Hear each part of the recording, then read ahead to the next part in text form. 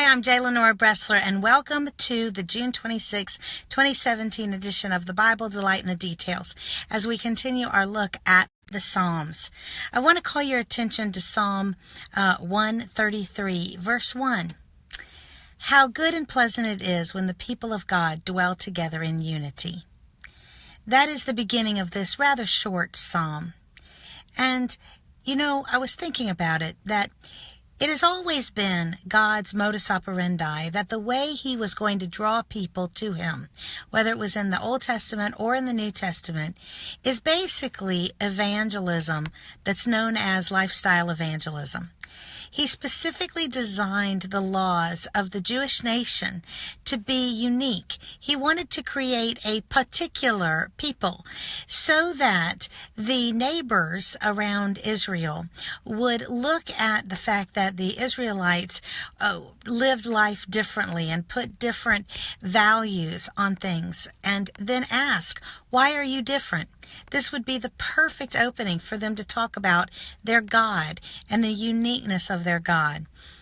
Similarly, we are supposed to be marked by a certain way of living, something that is unique and very distinct from the world. And then when people ask, we are, as Paul says, to be ready with an answer to explain the hope that is within us.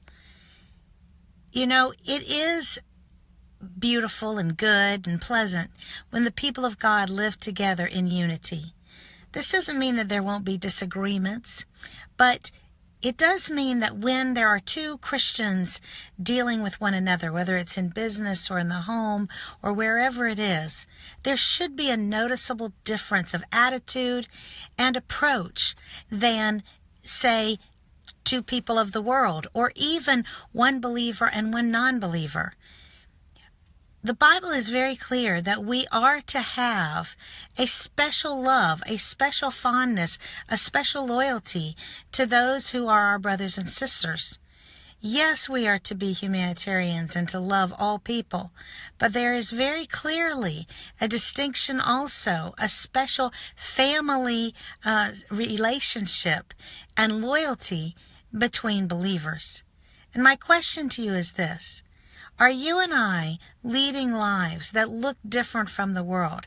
And specifically, when we are engaging and interacting with fellow believers, whether it's personally or professionally, would an onlooker see something very unique and distinctive? It is that distinctiveness, that difference, that compels people to ask a question. Why are you different? If we don't look any different, and I don't mean physically, of course, I mean in the way we act.